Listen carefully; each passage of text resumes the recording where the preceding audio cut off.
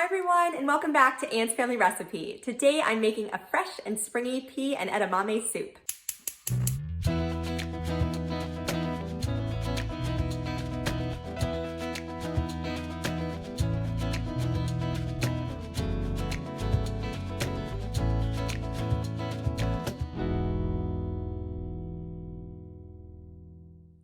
This is an old recipe from Rachael Ray magazine. I've been making it for years, and it's a family favorite, particularly during Lent. It's occurring during the springtime, and we're not eating meat on Fridays. And in fact, I'll show you later on in the video a couple of really yummy foods to pair with the soup to make a full meal. I also think, aside from this being a meatless option, it would be great for Easter dinner, maybe a baby or bridal shower, even a Mother's Day brunch. It's just so springy, it has a vibrant green color, and it's really delicious. So let me show you how I make this pea and edamame soup. I'm starting by dicing up one small onion, and don't worry really about the size of the pieces that you cut because you're going to be blending everything together in the end. You just want to cut it up a little bit so that it cooks quickly.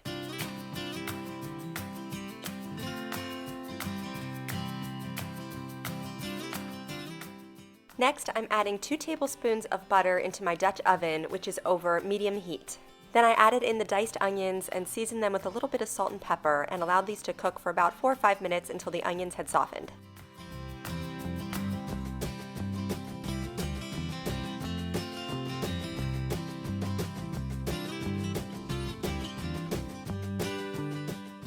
Next, I'm adding in 1 bag of defrosted edamame. Now, my store only had them in the pod, so I had to take a couple of minutes to pop the edamame out of their shells, which isn't too difficult to do as long as they are defrosted.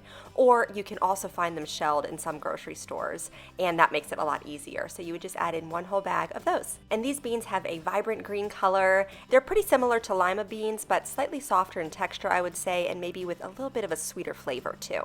And then speaking of sweetness, I'm adding in a 10-ounce bag of frozen sweet peas. To season this, I used a half a teaspoon of dried thyme. My husband thought this made it a pretty strong herby flavor. I really enjoyed it, but if you want to cut that down to more like a 1/4 teaspoon, that would be fine too. And then over top of this, I poured 2 cups of milk and then seasoned this again with some kosher salt and black pepper. I stirred the soup together and brought it to a boil, and then I reduced the heat to low and covered this and allowed it to simmer just for about 5 minutes. To puree the soup, you can either use your blender, you would ladle the soup in and then cover it, but definitely remove the cap from the lid of your blender and then cover it with a dish towel. This allows the steam to escape as you're pureeing it. Or you can do what I did and use an immersion blender. My Dutch oven was pretty big, so the soup was quite shallow, so I ended up having to tilt it slightly to the side so that I could submerge the immersion blender completely so that it wasn't splattering everywhere. But in the end, I had this very smooth, creamy, delicious pea soup that has this beautiful, vibrant green spring color.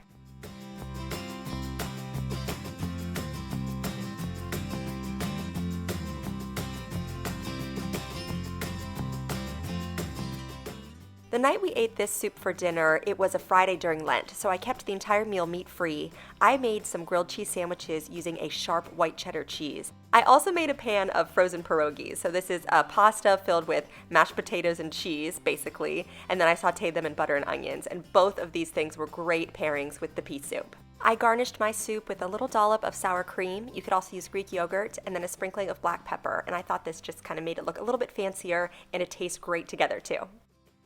Don't forget to subscribe to my channel, follow me on Instagram at Anne's Family Recipe, and give this video a thumbs up if you liked my pea and edamame soup today. Thank you so much for joining me here in my kitchen, and I'll see you again soon with more family recipes.